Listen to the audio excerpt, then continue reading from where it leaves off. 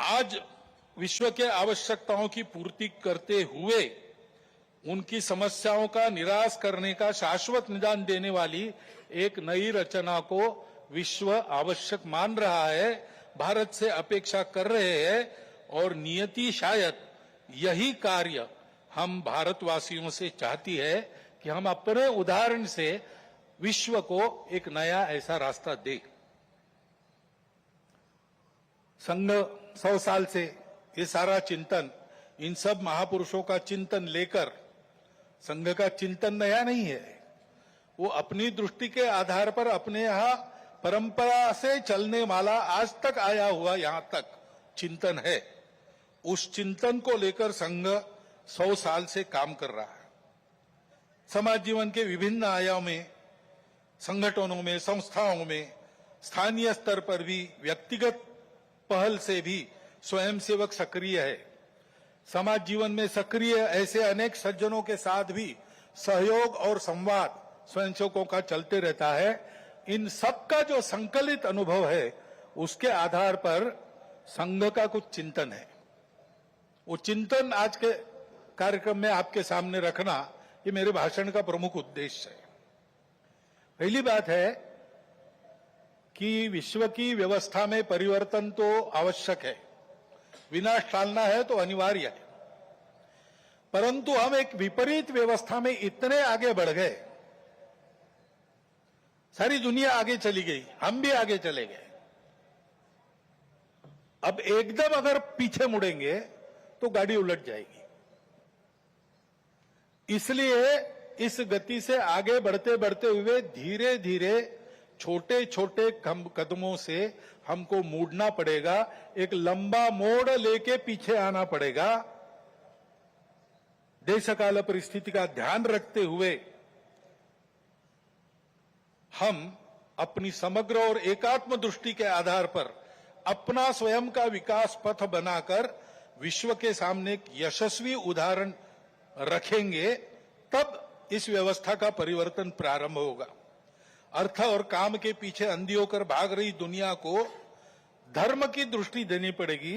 वो धर्म पूजा नहीं है, वर्शिप्स नहीं है, वो धर्म खान पान रीति रिवाज नहीं है, वो धर्म इसके परे सबको जोड़ने वाला, सबको उन्नत करने वाला, सबको साथ लेकर चलने वाला, प्रजा की सृष्टि की धारणा करने वाला धर्म है।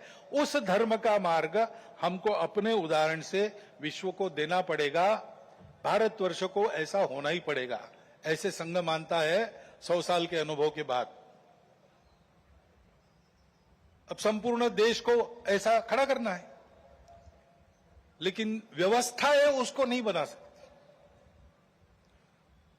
व्यवस्था बनाने वाला मनुष्य होता है, समाज होता है, वो जैसा है वैसी व्यवस्था बनाएगा। कहते हैं प्रजातंत्र में अंग्रेजी में एक वाक्य, people get the government they deserve. तो ये नहीं है कि सारा कुछ जिम्मा उन पर है, उनकी समीक्षा करके स्तुतियां, उनकी निंदा हम करते रहे, ऐसा नहीं होता है। जैसा समाज है वैसी व्यवस्थाएं चलेगी, और इसलिए समाज के आचरण में परिवर्तन आना चाहिए, तब व्यवस्था में परिवर्तन आता। वैसे भी कोई स्थापित व्यवस्था अपने को स्वयं को बदलने की इच्छुक नहीं रहती, और अपने को स्वयं को बदलने का उसका सामर्थ्य भी नहीं रहता, क्योंकि वो स्वयं को नहीं बनाती, समाज उनको बनाता है। ये सामर्थ्य समाज के पास रहता है। समाज को अपने आप को नए आचरण में ढालकर खड़ा होना पड़ता है। ये व्यवस्था परिवर्तन की पूर्व शर्त है, और समाज के आचरण के परिवर्तन जो आता है वो भाषणों और पुस्तकों से नहीं आता। प्रबोधन तो करना ही पड़ता है, लेकिन प्रबोधन करने वालों को स्वयं जो परिवर्तन चाहते हैं उसका उदाहरण बनना पड़ता। अपने व्यक्तिगत जीवन में, सामाजिक जीवन में, राष्ट्रीय जीवन में, अपने स्वयं के परिवार के जीवन में, अपने आजीविका के कार्य में हम उस परिवर्तन का उदाहरण बनकर जिए। और ऐसे जो उदाहरण स्वरूप व्यक्ति होते हैं, जिनके जीवन में पारदर्शिता है, निस्वार्थ बुद्धि है, जिनके पास प्रामाणिकता है, संपूर्ण समाज को अपना मानकर जिनका जीवन व्यवहार उस समाज के हित के लिए चलता है, ऐसा स्थानीय नेतृत्व देने वाले व्यक्ति होने पड़ते हैं। इसलिए उन व्यक्तियों का निर्माण करना पड़ता है और इसलिए संघ का अनुभव है व्यक्ति निर्माण से समाज परिवर्तन और समाज परिवर्तन में से व्यवस्था परिवर्तन, यही देश में और विश्व में परिवर्तन लाने का सही तरीका है। हर समाज में यही अनुभव है, ऐसा ही होता है। सब प्रगत देशों का इतिहास देखिए, आधुनिक इतिहास देखिए, ऐसा ही हुआ है। ऐसे व्यक्ति निर्माण करने की समाज की व्यवस्थाएं रहती है। हर एक राष्ट्र में, हर एक समाज का अपना एक पारिवारिक जीवन का तरीका था। अब लगभग सब जगह ध्वस्त हो गया, केवल भारत में बाकी है। परंतु 300 साल पहले अमेरिका में भी एक तरीका था, यूरोप में भी एक तरीका था। उस तरीके से ऐसे व्यक्तियों का निर्माण होता है। उस देश की एक विशिष्ट शिक्षा रहती है। उस शिक्षा में से उसके व्यक्तियों का मन तैयार होता है और उस समाज के जो क्रियाकलाप चलते, उसमें से भी मनुष्य निर्माण होता है। एक प्रसिद्ध वाक्य है, the battle of Waterloo was won on the playgrounds of Harrow and Eton. वहां पर खेल खेलते खेलते जो समाज तैयार हुआ, उसने जगत जेता कहे जाने वाले नेपोलियन को हरा दिया। ये ताकत कहां निर्माण हुई? समाज की व्यवस्था में निर्माण। हमारे यहां भी ये था, परंतु 1000 वर्षों के आक्रमण में वो सब अस्त व्यस्त हो गया और बिना इसके काम नहीं होता, क्योंकि मन बुद्धि से ये सारा विचार मानने के बाद भी रोज के आचरण की आदत बदलनी पड़ती है। आदत बदले बिना परिवर्तन नहीं आता, केवल बातों से नहीं आता, केवल सोचने से या सपने देखने से नहीं आता।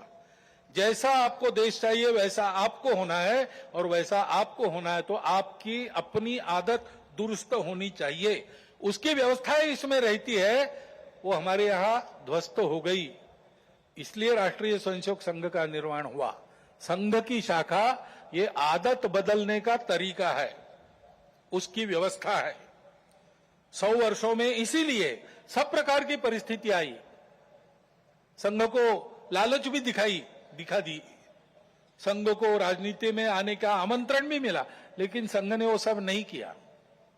संघ केवल एक ही कार्य में लगा रहा।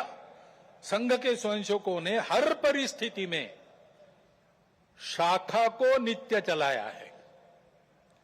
स्वयंसेवक आग्रहपूर्वक शाखा में नित्य जाते, 50 साल से आ रहे फिर भी जाते, क्योंकि आदत की बात है। आदत छूटनी नहीं चाहिए, आदत बननी भी चाहिए और छूटनी भी नहीं चाहिए।